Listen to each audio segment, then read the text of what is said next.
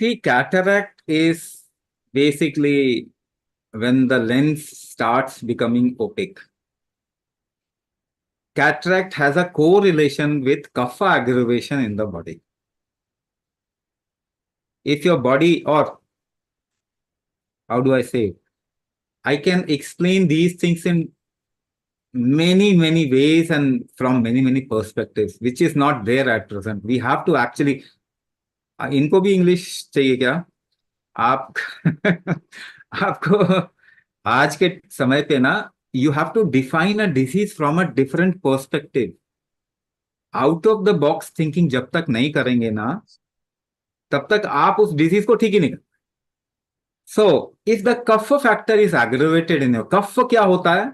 कफ क्या होता है? श्लेष्म kapha is basically what your food gives you. आपका भोजन में से जो शरीर एक्सट्रैक्ट करता है, दैट इज कफ.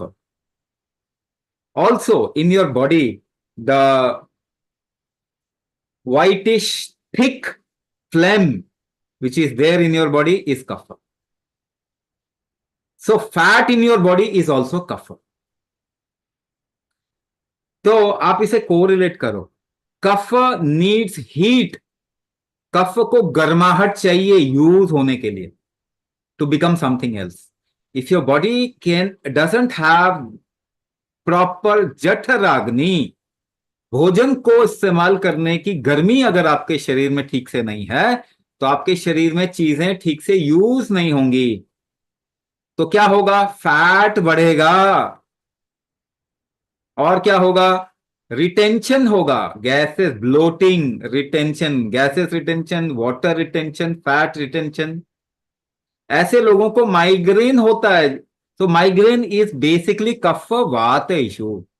हमारे पास एक प्रोडक्ट है, अगर सिंपल माइग्रेन आपको ठीक करना, वो प्रोडक्ट को आप सूंघ लीजिए, माइग्रेन ठीक हो जाए. बट आपके शरीर में जो शक्तियां चाहिए वो रिकवर, उसको वापस लाने की, बढ़ाने की, वो नहीं होगा. ठीक है ना? तो केवल आप माइग्रेन ठीक करने के बारे में ही ना सोचें, किसकी वजह से माइग्रेन हुआ है उसको ठीक करना जरूरी है.